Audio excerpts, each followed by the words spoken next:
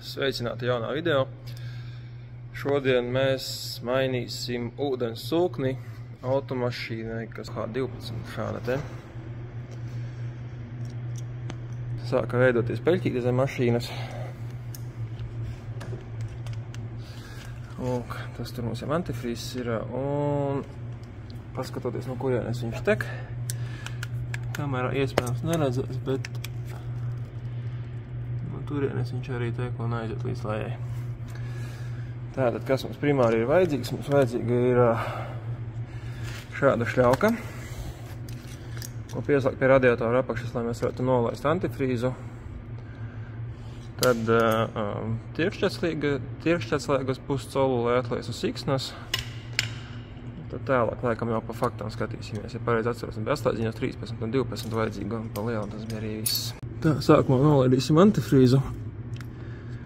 Pieslēguma vietā mums atrodas radiatoram apakšā, labajā sānā.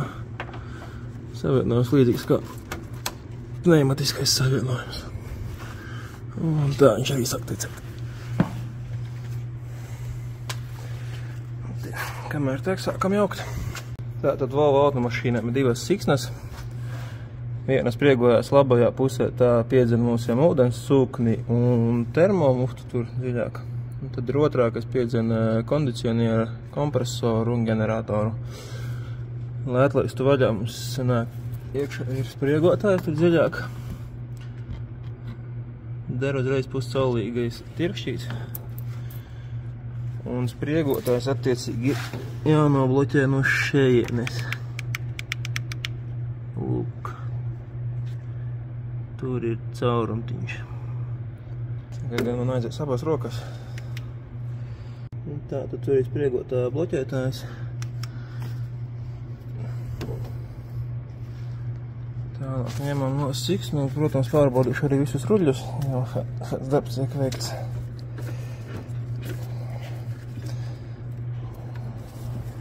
Paņemot siksnu būtu forši atcerēties, kā viņa stāv, bet ja nu tomēr aizmirstās, tad Volvo par to ir izdomājis, vai kur schēmas mums ir. Laikam vienīgais, ka mēs tādu esam redzējis.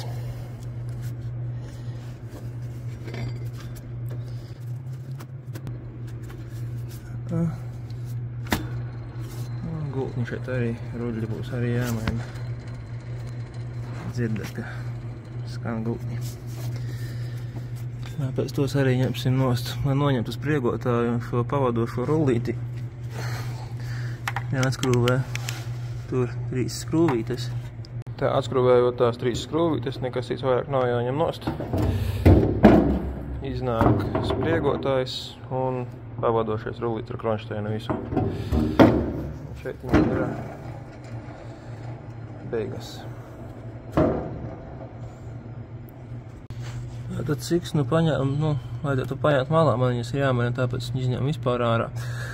Vajag atvienot vienu kontaktu no sūkņa. Tas mums darās ar mīnusu skrūvgriezīti. Šeit viņš ieliekās iekšā, nedaudz pagriežās un tad kontaktu viņu var noņemt nost. Un pa perimetru jāatskrūvē skrūves, tur laikam bija 6 vai 7 gabalos parādīšos jaunā sūkņa. Tātad, jā, perimetru 3, 5, 6 skrūves ir jāatskrūvē un viens šāds plasmasas stiprinājums, lai pie tās augšējās skrūves vieglāk tiktu. Un tad sūknis būs nost. Tā, vecais sūknis ir ārā, salīdzinām ar jauno, ir tāds pats.